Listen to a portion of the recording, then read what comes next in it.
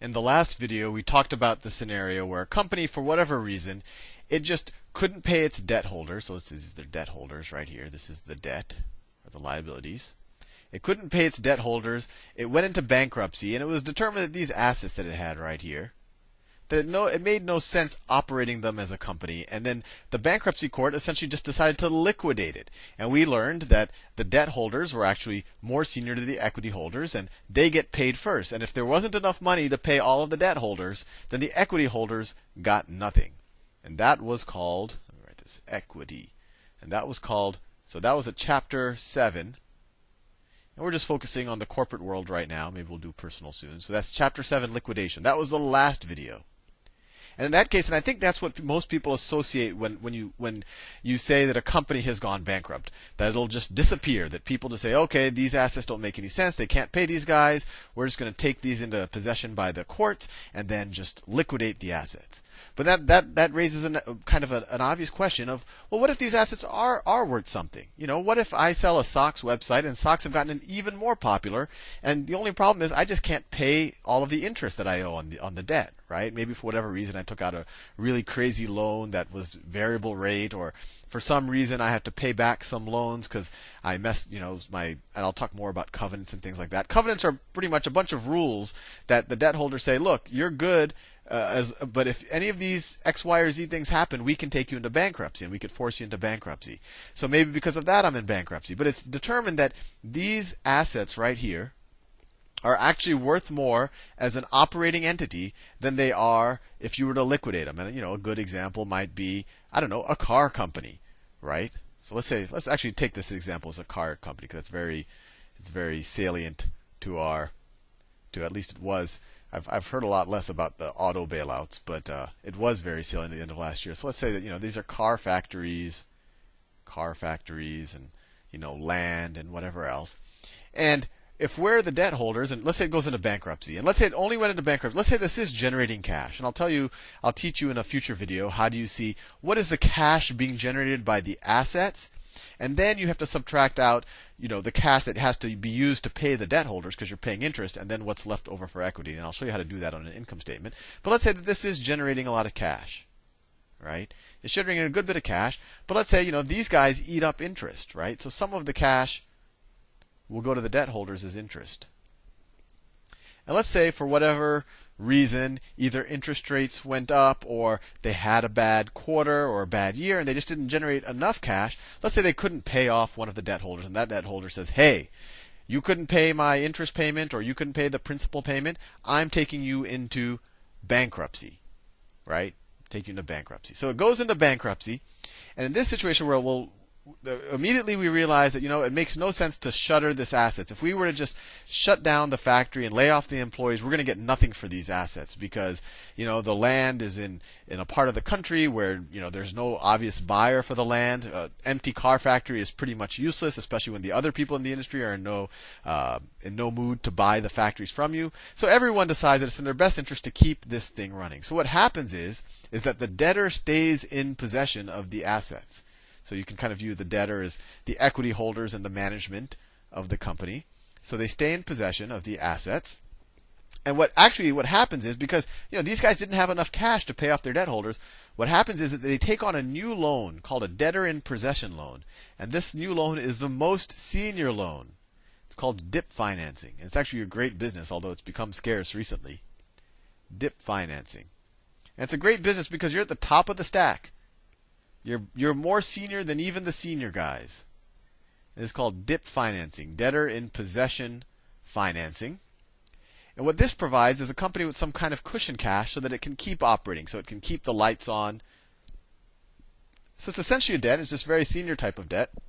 And it happens once a company has entered bankruptcy, right? And this bankruptcy that we're going to talk about is Chapter 11. Chapter 11, restructuring. And in Chapter 11 restructuring, you keep operating the company. And what you want to do is you want to essentially, you might do some things on the left-hand side of the equation. You might want to sell off some of the assets and all of that, but we won't go into that. Most of what you do is you rearrange this side of the balance sheet.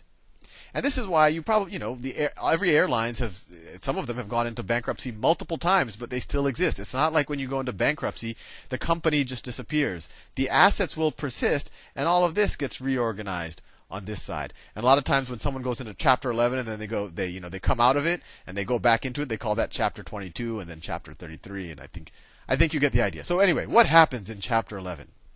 So the assets, essentially, it becomes kind of the bankruptcy court takes over, and they hire some investment. They'll get the debtor in possession financing so that the company has some cash to operate, pay the bills, and pay the employees and whatever else. The company keeps operating as it always would, so it can pay its suppliers and operate as a regular business.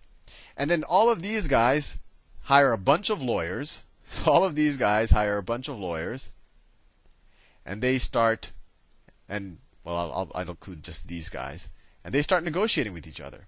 And essentially, there'll be a bank associated with the bankruptcy court whose whole job, and it's all part of the negotiation, is to value this. And it's often, maybe this debtor right here, he'll hire one bank. This debtor will hire one bank. Maybe the management will hire another bank, and everyone's going to come up with bankruptcy plans. But bankruptcy plans are usually of, one or more varieties. It's essentially just saying, well, we need to value these assets, right? We're not selling it, so we're not just going to get cash. We're going to hire some bankers, and we'll do a lot of videos on that in the future.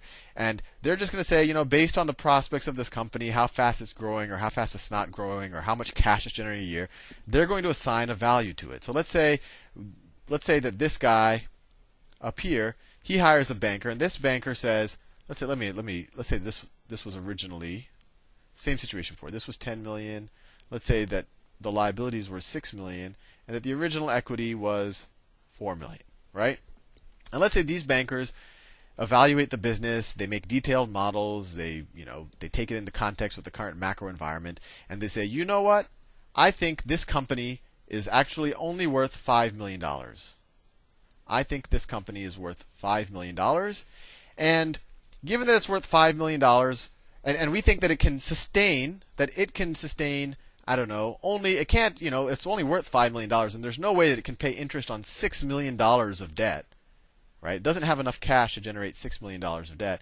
We think it can afford $2 million of debt, right? So what will happen is the new company, and this is just a plan, and then once you have a plan, then everyone has to vote on it, and there are things called cram downs, and we'll do that in more detail. But the plan will say, you know what? The assets are worth $5 million. So, I thought I was using the square tool. Undo. This plan might say, those assets are worth $5 million. So assets are worth $5 million. And the company can only handle $2 million of debt, not $6 million of debt. Not $6 million of debt. So now it can only handle $2 million of debt. And then there will be $3 million left of equity, right? And I'll call this the new equity, because sometimes this can get confusing. So let's just say for a second, and I want you to think about it, what's everyone's incentive? This guy up here, his incentive is to value the company as lowly as possible, right? Because then he gets more of the company. I think that'll be clear to you in a second. And this guy's incentive is to say, no, this company's worth a lot. So all of you guys are going to get paid back, and then I get what's left over. And you're probably asking, what do you get paid back if there's not actual, if we're not liquidating it? And the answer is the new shares of the company. So what happens is that this stock gets, let's say this plan gets passed. This plan right here. In this situation, these guys up here were the most senior, right? Let's say there was $2 million of senior debt up here.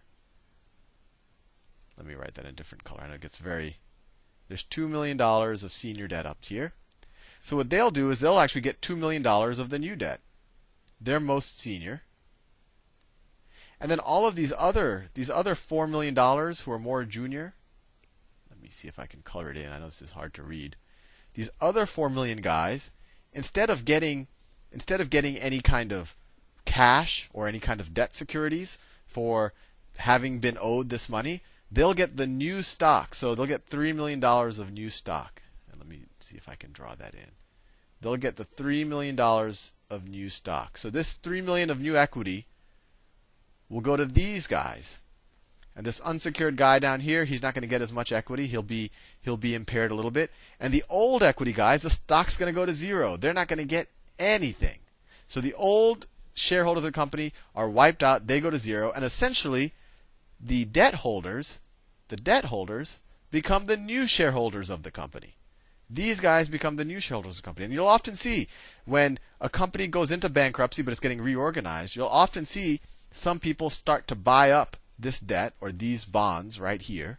You'll see people buy up these bonds because they want to be the new equity holders. They want to, when the company emerges from bankruptcy, let's say that this is how it emerges from bankruptcy, they want to be these guys, the new equity holders. Because usually when you value it, you want to undervalue it a little bit. At least these, I know I've overdrawn this picture a little bit too much, but the debt guys, especially the senior debt guys, they want to assign, they want to be safe. They want to say, you know what, we've already been hurt by this company. They're already not paying our debt. We want to assign as low a possible value to the company as possible, right? In this case, $5 million, so that we make sure, hopefully the company ends up being worth $10 million again, in which case these guys right here make out like bandits, right? If the company was really worth $10 million, but the bankruptcy court values it $5 million, these guys get all of the shares of the company. These guys get wiped out, even though the company really was worth something. So let's say the company emerges from bankruptcy like this, but it actually turns out there were $10 million. That let's say a year later the company starts doing well again, and let's say that someone could value the company again at $10 million. Now it only has $2 million of debt, and now you have $8 million worth of equity. So these guys, maybe they were owed $2 or $3 million before. They got $3 million of the new equity. They might have made out like bandits because now all of a sudden that equity could be worth a lot. That's not always the case, but that's the view from the debt holder's point of view. The equity holders, you can imagine, they don't want to be left with nothing. They'll hire their own bankers, and their bankers, they'll probably submit a plan that says, no, this company, it's worth at least $8 million. It's worth at least $8 million. So, it's up here, $8 million, and we think it can handle, $4 million of debt. So they'd want a scenario like this, where they think the company's worth $8 million. It can handle $4 million worth of debt, and so it has $4 million worth of equity. And of course, the first $6 million of the value, so the $4 million of debt, and then $2 million of the equity will go to the debt holders, right? Because they were owed $6 million to begin with. And then what's left over, which is essentially, so this is $2 million of equity, and then you'd have $2 million of equity here. This $2 million of new equity, right? This is the new shares of the company will be given to the old shareholders of the company. So that's what the shareholders want. I know this gets a little confusing, but it all ends up being valuing the assets as you emerge from bankruptcy. You say, it's generating cash, it's worth something, and then you pay people off according to seniority. And first you pay them off. You say, okay, I still owe you some money, but this company can't support $6 million of debt. It can now support $2 million. And whatever is left, people are paid with actually shares, new shares of the company, not the old shares. So the old shares will go to zero. So you can imagine a world where GM goes bankrupt. Right now, the shares of GM go to zero. GM old goes to zero. But the assets keep operating, and that's why some people are a little bit misleading in this whole automotive bankruptcy debate. They're kind of using scare tactics to say, oh, if GM goes bankrupt, that these assets are just going to disappear. No, they'll just keep operating. If it makes sense to operate them, they'll keep operating. The only people who lose big are the old equity holders, and then some of the unsecured, the more junior levels of debt, will probably lose some money. But if the assets are worth operating, they'll continue to operate, and if it makes sense to have them employed, they'll keep working. See you in the